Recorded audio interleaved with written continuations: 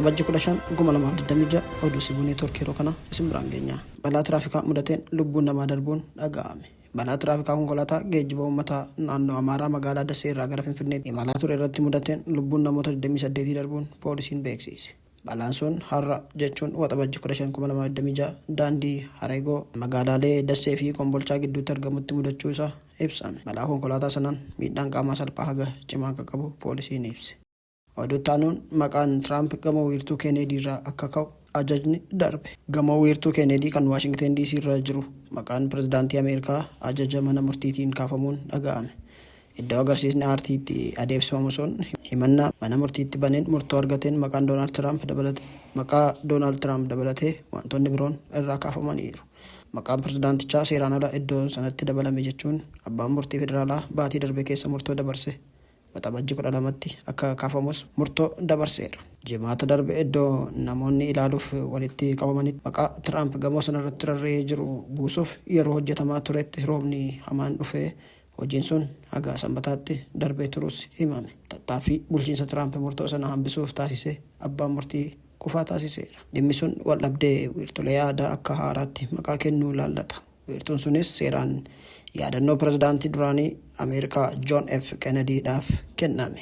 Gareen himata aartii irraa harka kaasaa Hand of the Art jechuun aartii to'annoo mootummaa jalaa bilisa gochuu barbaadu gaafa jimaataa gamoo sana fuulduratti walitti qabamee ture. Namoonni walitti qabaman kanneen koortoo kooruun maqaa Tiraamp fannifamee jiru warra buusaniif harka walitti rukutaa turan. Gadi buusaa jechuun hoogganaan isaanii tokko sagalee guddistuun dubbataa ture. Qindeessaan garee biraa immoo iyyatni bulchiinsa Tiraamp yeroo lammaffaaf taasise yoo mana murtiitiin kuffifamu hawaasni akka gammade ibsa. Sanbata ganama pilaastikii maqaan Tiraamp irratti barreeffame kaafame. Abbaan seeraa dhaddacha bulchiinsa USA Christopher Cooper osoo koongireesiin hin raggaasisin wiirtuun sun maqaan isaa jijjiiramuu hin danda'u jedhee ture. Sana malees wiirtuun sun akka haaromsamuuf karoorri bulchiinsa Tiraampiin qabamee kan jiru dhaddachi dhorkeera. Waliiyyannoo bulchiinsichaan dhiyaate tures giddugaluun maqaa Tiraamp akka ka'u ajajeera. Bulchiinsi Tiraamp maqaa sana jijjiiruun yeroo booda murtoon sun duubatti deebi'ee burjaajii uumuu malaa jedhe. Pirezidaantiin Ameerikaa bara darbe ture wiirtuu kanatti maqaan isaanii akka dabalamu gochuun tarkaanfii maqaa haaromsuu fudhataa turan. Guraandhala 2015 dhaabota baay'ee keessa boordiif osoo hin filamin maqaa isaanii galchaas turaniiru.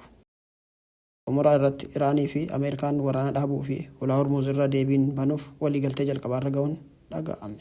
Ameerikaa fi Iraan waraana dhaabuu fi ulaa Hormuuz deebisanii banuuf waliigaltee jalqabaarra ga'aniiru jedhame. Waliigalteen sun lola lubbuu namoota kumaatamaan lakkaa'aman galaafatee fi gabaa boba'aa addunyaa raasee furuuf tarkaanfii guddaa ta'uun ibsame.